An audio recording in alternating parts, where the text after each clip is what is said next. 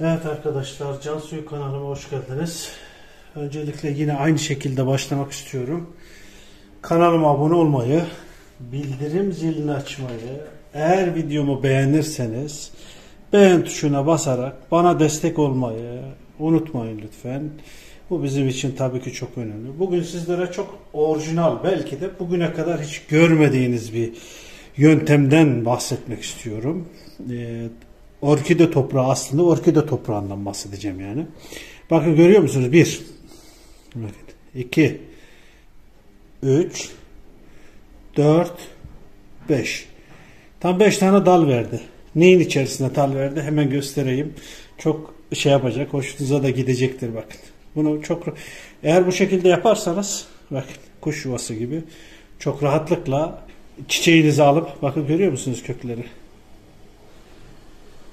Çok rahatlıkla çiçeğinizi alıp saksısının içerisini falan çok rahatlıkla temizleyebilirsiniz. Bakın. Bunu bu şekilde çıkartıyorsunuz. Bak, tak. Bu şekilde koyduğunuz zaman tekrar büyümeye devam ediyor. Bakın. Bu biraz hafif olduğundan dolayı belki sallanmasına falan dikkat etmeniz lazım. Böyle bir şeyin içerisine koyabilirsiniz, koymayabilirsiniz de. Çünkü bu şekilde de duruyor. Bakın. Görüyor musunuz? Şöyle koyayım. Bak, bunun en güzel şeyi şu. Bakın. Bunu çıkarttınız. Böyle bir şeyin içerisine koymak istiyorsunuz. Yeni bir şey. Al size.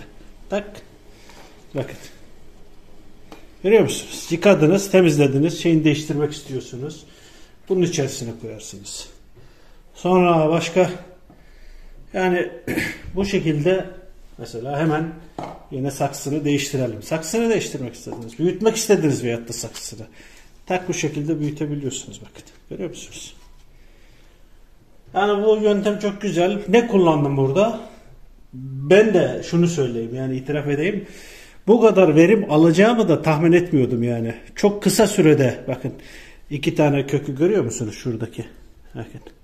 2 tane kök verdi. Yeni yaprağı görüyor musunuz? Yeni yaprak çıkarttı. Yani çok müthiş verim aldım. Bu kadar da verim alacağımı tabii tahmin etmiyordum. Şimdi ne kullandım ve nasıl yaptık? Ondan biraz bahsedeyim. Şimdi öncelikle kullanacağımız şu Hindistan cevizi lifleri. Hindistan cevizi lifleri kullanacağız. Bakın, bir tane orta halli bir şey için bu kadar yeter yani. Bunları hediyelik eşyacılardan alabilirsiniz.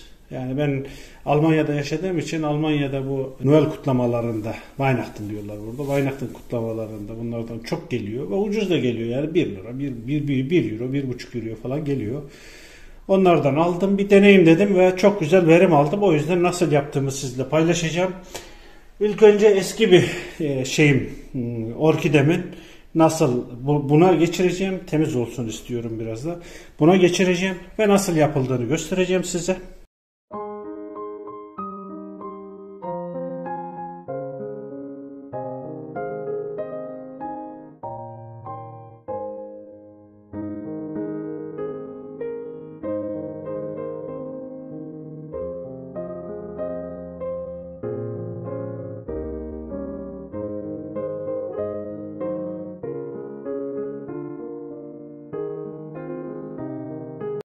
Şöyle göstereyim size.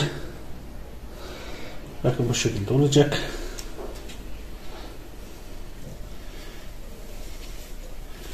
Çok değil. Dibine biraz şöyle, bakın.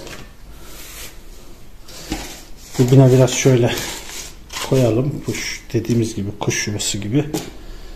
Sonra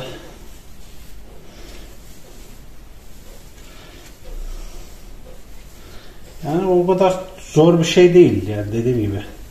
Ama gerçekten çok temiz. Yani düzenli bir şey oluyor yani. Bakın.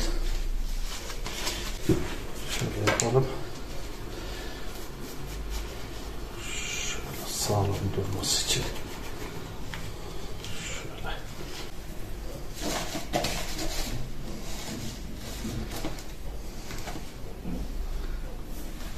Köklerine de zarar vermeden şöyle, bakın görüyor musunuz?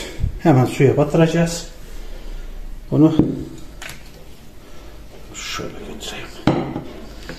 Sulaması çok şeyi de çok yani çok güzel. Temiz bir şey. Yani toprağa falan dağılmıyor. En güzel o. En güzel yönü o. Sonra dediğimiz gibi bakın yine gösteriyorum. Çok rahatlıkla çıkartıp şeyini temizleyebiliyorsunuz. Saksısını temizleyebiliyorsunuz böyle. Çok temiz. Dağılmıyor. Düştüğü zaman falan toprak sağa sola dağılmıyor. İşte yalnız bu şekilde yaptığınız zaman besin takviyeleri yapmanız lazım. Artık sirkeyle geçen gösterdim. Yumurta kabuğu yapabilirsiniz. Onun yanında muz kabuğu yapabilirsiniz. Bundan önceki şeylerde paylaştım. Evet. Şöyle göstereyim. Bakın.